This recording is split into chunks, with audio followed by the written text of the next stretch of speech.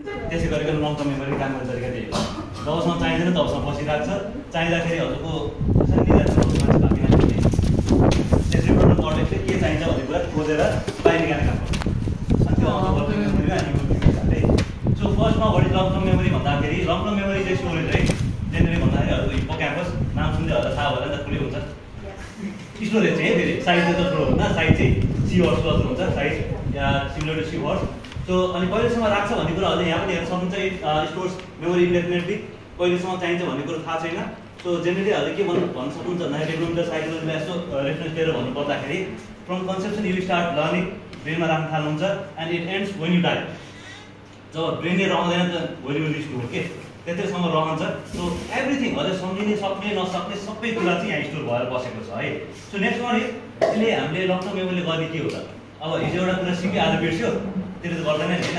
त्यस्ता चाहिँ कुराहरू हामीले जुन लङ टर्म मेमोरीमा पुऱ्याइसकेको हुन्छ त्यसलाई चाहिँ स्टोर गर्ने काम। So this is all about first slide है। म स्लाइडहरूको बारेमा जान्छु र स्लाइडमा फुटेको चाहिँ मैले कपीमा लेखेर आएको छु र कतिपय मेरो लङ टर्म मेमोरी स्टोर गरेर आएको छु त्यो नै प्रयोग गर्छु है।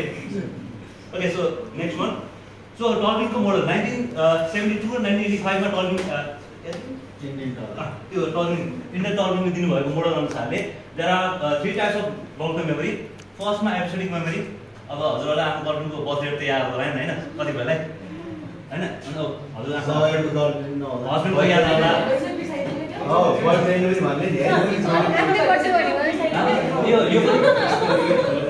यसपछि आउँछ सिङ्गलको अब मेरो क्रस यस्तै थिएँ भनेर याद आउनु पनि त यहाँ आउँछ नि त लङ टर्ममै आउँछ नि त।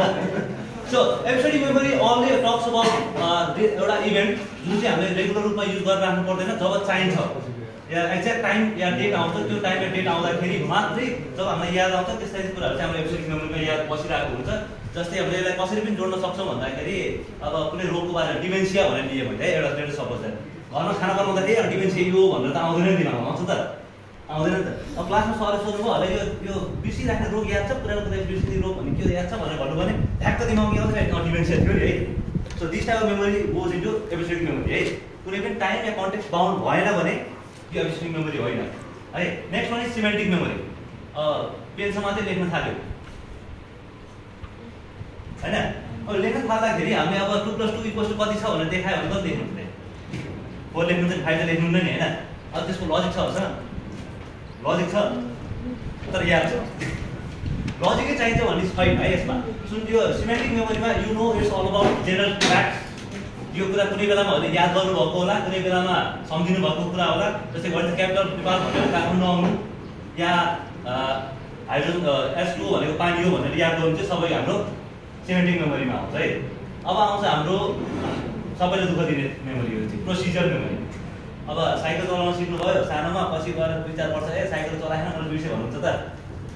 अब पेन समात्न सिक्नुभयो सानो बच्चा हुँदाखेरि अहिले सर कस्तो म त बुढो भइसक्यो कहाँ पेन समात्न अहिले भन्नुहुन्छ त। त्यस्ता कुरा चाहिँ हाम्रो प्रोसिजर मेमोरीमा आउँछ है। र प्रोसिजर मेमोरीको एउटा फन फ्याक्ट है, बुढो भइसकेपछि अलिक टेर्न छोड्छ नि मान्छेहरू होइन। यस्तो गर्नु कहाँ मेरो हजुरबाको पालादेखि म यस्तो गरेर आएको छु म अहिले किन गर्छु भन्ने चाहिँ होइन। यो प्रोसिजर मेमोरीकै काम हो के।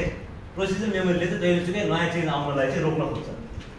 हजुरले चेन्ज गर्न मान्नुहुन्छ होला नि होइन, त्यति साह्रो बुढो हुनु भएन जस्तो लाग्छ मलाई चाहिँ है।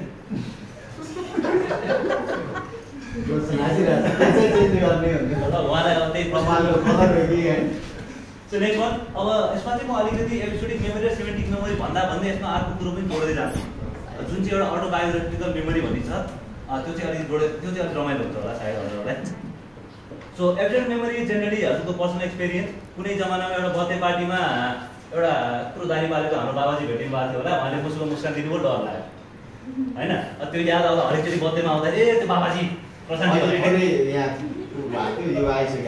एपिसोडिक भन्ने बित्तिकै you must have experience on भूकम्पको बेला भनेपछि तपाईँ एक्सपिरियन्स भएको उहाँले बर्थडे गरेको बर्थडे याद गर्नु त फ्याक्ट भयो बोयफ्रेन्ड गर्लफ्रेन्डको। तर if you involve in the birthday memory कुनै बर्थडे पार्टीहरूमा सँगै बसेर इन्भल्भ गरेको त्यो यादहरू किताबको पलहरू भन्छ नि त्यो भयो भने चाहिँ यहाँ एपिसोडिक हुन्छ है। पर्सनल एक्सपिरियन्स चाहिँ हुनैपर्छ, एक्सपिरियन्स चाहिँ हुनैपर्छ। छुट्याएर चाहिँ यहाँ आएको चाहिँ बर्थडेको केस अनि प्रशान्तिले देख्ने बित्तिकै डराउनु पनि लगभग त्यस्तै हुन्छ है फेरि।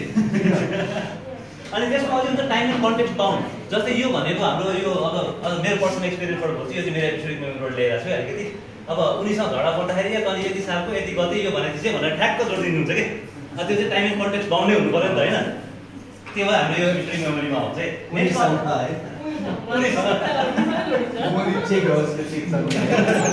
मेरो भनेको हजुरलाई बुझाउनु पर्ने हो, हजुरको सर्ट टर्ममा नराख्नु, लङ टर्ममा पुऱ्याउनु त्यति हो। अब सबभन्दा सजिलो बुझाउनु अब उनी भन्नु पऱ्यो कि खानेकुरा भन्नु पऱ्यो। मैले खानेकुराको कुरा गरेर भएन अलि।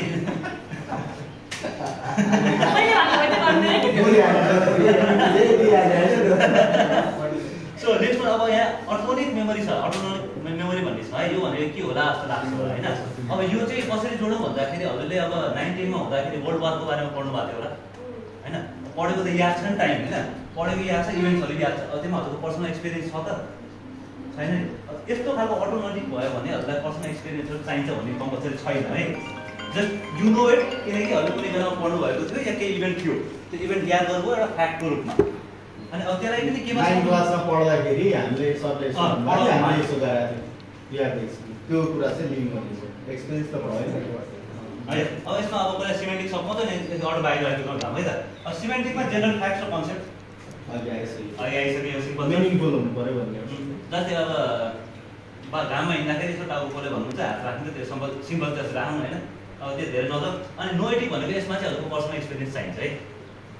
पर्सनली एक्सपिरियन्स गरेकै हुनुपर्छ है। जस्तै 2 + 2 4 भनेर अहिले युजै गर्नु भएन भने त कहिले पनि काम आएन नि त।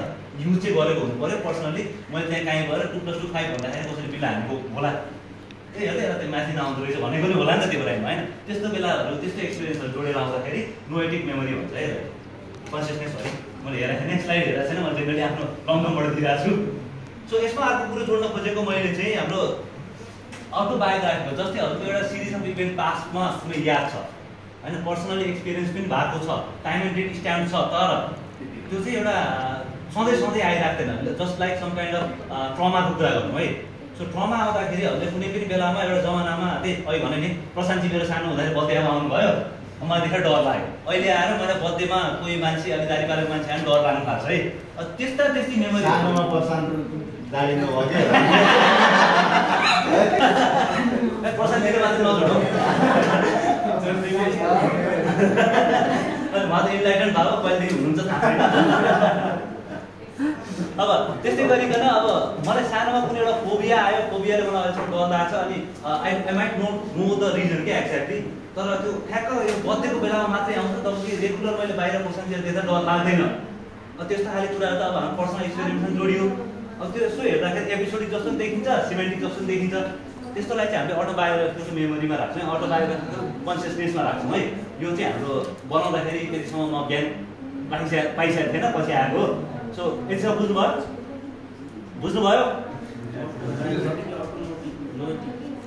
अटोनोइक नोएटिक भनेको नोएटिकमा हजुरलाई पर्सनल एक्सपिरियन्स चाहिँ चाहिन्छ भन्ने छैन, जबकि नोएटिकमा हजुरले पर्सनली एक्सपिरियन्स गरेकै हुनुपर्छ है। हजुरसँग हजुरको त्यो यहाँ यो हिप्पोक्याम्पस जानुभन्दा अगाडि एमिग्डालाले एकचोटि छोएको हुनैपर्छ क्या। अब एमिग्डाला भन्ने एउटा टर्म आइहाल्यो, त्यसमा अलिकति भन्ने जान्छु है म। लिम्बिक सिस्टमको पार्ट परमेश्वर। सो अब नेक्स्ट वान प्रोसिजरल मेमोरी। अब प्रोसिजरल मेमोरीमा सिम्पल भनेको हामीले स्किल्सहरू पेनसँग त सिकाइराख्नु पर्दैन, सधैँभरि रिहर्सल गरिराख्नु पर्छ अब यसकोलाई। त्यो त अब अनकन्सियसली हामीले पेन समात्ने बित्तिकै हजुरको जस्तो छ त्यस्तो समातिहाल्नुहुन्छ। जस्तै अब म उसलाई भेट्न जाँदाखेरि एउटा चक्लेट लिएर गइदिइहाल्छु कसरी पनि यादै गरेर। त्यो मलाई याद गरेर राख्नु पर्दैन, जान्छु चक्लेट किन्छु लिएर हिँड्छु। फ्लेभरको होइन नभन्नु सक्छ त आउनु पऱ्यो नि होइन। त्यो अब मैले सोचिराख्नु पर्दैन, अब अटोमेटिक म किन्न थालिहाल्छु। अब जस्तै अब त्यसमा अलिक थपेर जाँदाखेरि कस्तो हुन्छ भन्दाखेरि अब यो अगाडिको कुरा हाम्रो के छ, अब सबै लङ टर्म मेमोरी हाम्रो हिप्पोक्याम्पसमा स्टोर हुन्छ भन्ने कुरा आउँछ है, पछि आउँछ या लङ टर्म मेमोरी भन्नुपर्ने हुन्छ। तर यो मेमोरी हेर्दाखेरि प्रोसिजर मेमोरी हेर्दाखेरि हिप्पोक्याम्पस नै चाहिन्छ भन्ने छैन है। जस्तै there are some memory parts that will अब जस्तै मसल मेमोरी भनौँ न जेनरली। मसल मेमोरी अब हिप्पोक्याम्पस नहुँदा पनि काम त गरेर हुन्छ नि। जस्तै एउटा एमनेसिया भएको पेसेन्ट जसले चाहिँ पुरानो पास सबै बिर्सिसक्यो, एचएमकेस, अनि उसलाई चाहिँ पछि गएर साइकल चलाउन दिँदाखेरि उसले चाहिँ साइकल चलाउन जानेको छ, उसलाई साइकल भनेको के हो थाहा नहोला, तर साइकलमा बसिसकेपछि चलाउन सक्छ। अब हाम्रो केटाहरूलाई हुन्छ नि त्यो एउटा अब केटाहरूलाई जोडिदियो रमाइलो कुरोमा चाहिँ रक्सी खाइसकेपछि तेरो दाइ चलाउँछ बाइक हुने याद होला नि होइन दिमागले त काम गरेर हुँदैन त्यसमा दिमाग त काम छैन अब बाइक चलाउन सिकाएर त्यो इक्जाम्पल त प्रशान्तलाई जाँदैन अरूलाई नाम भन्नु पऱ्यो अर्काले पनि है त्यो नाम रोशन नगरौँ यहाँ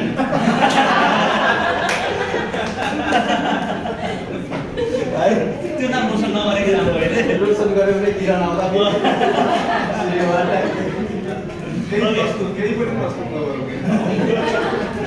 सो यसरी एसोसिएट गर्नुभयो भने आउँछ नि त्यहाँ अब प्रोसिजर मेमोरीसँग पुऱ्याउन सकिन्छ नि त ट्याक्क सोचिराख्नु पर्दैन नि त अब आइहाल्यो है नेक्स्ट वान डिक्लेरेटिभ नट डिक्लेरेटिभ भनेको नि माथि जोड्नु पर्यो मेरो उसको साइडमा पछाडि छ अब यसमा सबै जाँदाखेरि डिक्लेरेटिभमा एब्सोल्युट र सिमेन्टिक मेमोरी सिम्पल अनि कन्सेप्ट रिकल भनेको चाहिँ अब यसलाई चाहिँ हजुर चाहिँदाखेरि याद गर्नु पाउनुहुन्छ अब यो चाहिँदाखेरि रिकल गर्नु र इक्जाममा प्रश्न सोध्यो भने अब त्यो कन्सेप्टली रिकल गर्नु अब एउटा कुरो म यस्तो सम्झिन्छु कि अब हामीलाई थाहा छ अब इक्जाममा जानुभयो इक्जाममा क्वेसन लेख्नुभयो अब मेमोरीमा त छ लङ टर्म मेमोरीमा होइन अब हिपो क्याम्पसमा त बसेको छ त्यो ल्याउँदाखेरि सर्च कसले गर्छ होला त हजुरको ब्रेनमा नि एउटा सर्च इन्जिन त छ नि होइन त्यो कुन चाहिँ पार्ट होला गेस गर्न सक्नुहुन्छ हजुरको यस्तो लङ टर्म मेमोरी कतै ढुकेर बसेको छ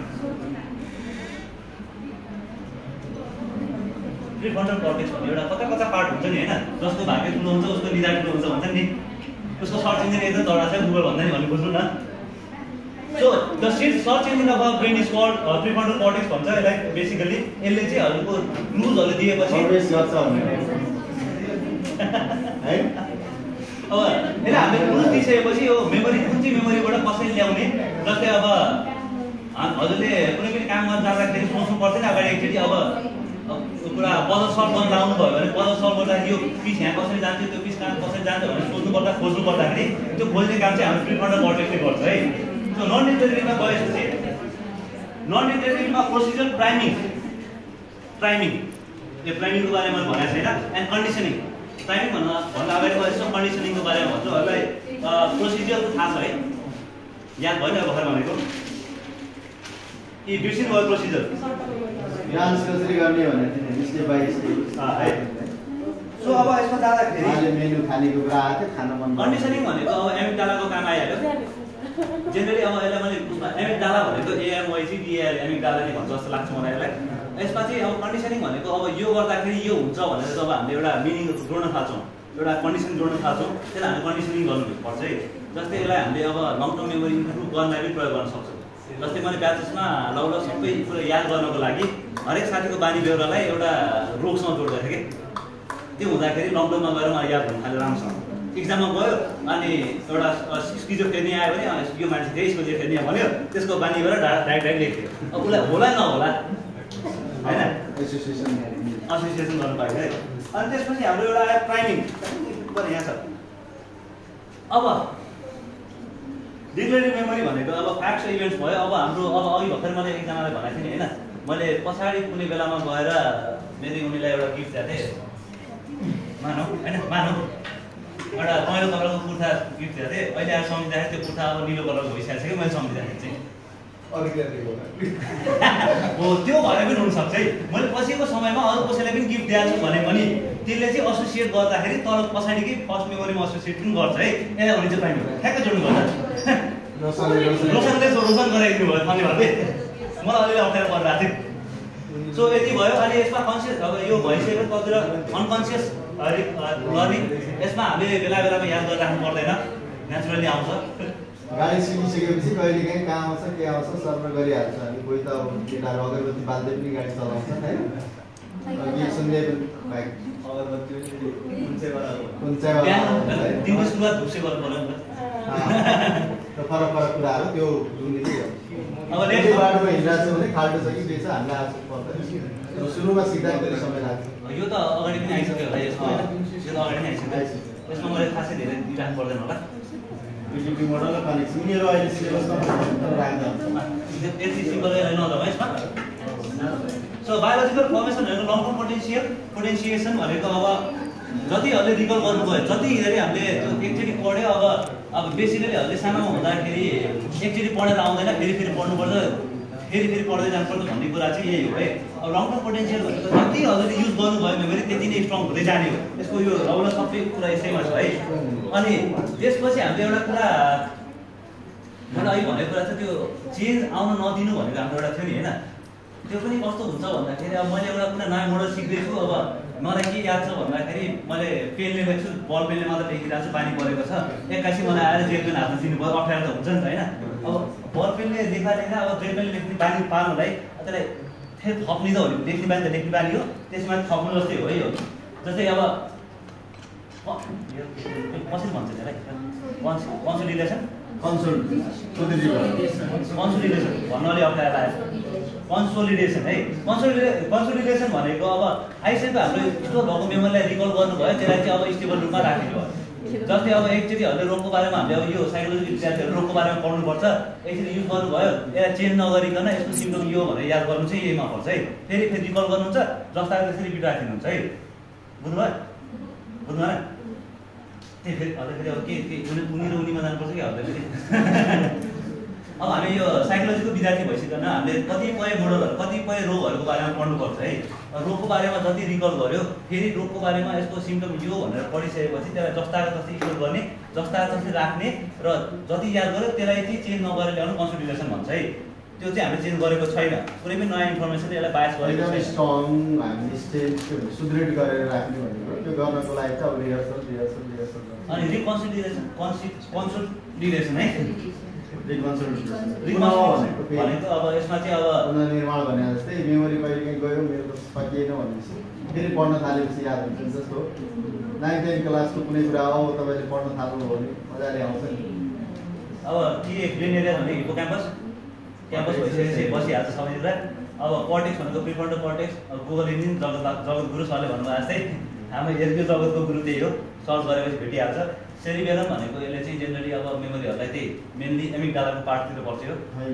अलिक पर्दैन इन्भिरेन्टको पार्ट सेरिबेलम यता छोटा बन्स मेडुला अनि सेरिबेलम भनेपछि चारवटा पार्ट भयो जेनरली।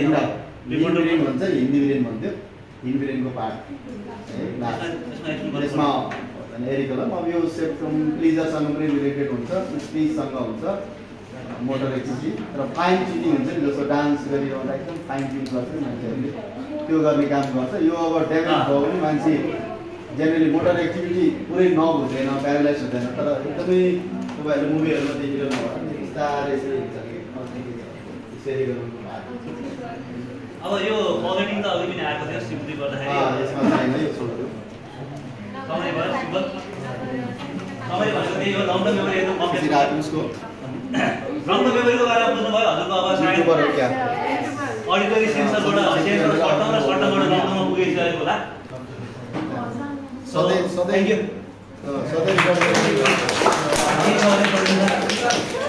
रिकर्ड गरेको पनि भयो, आफ्नो मात्रै गरेको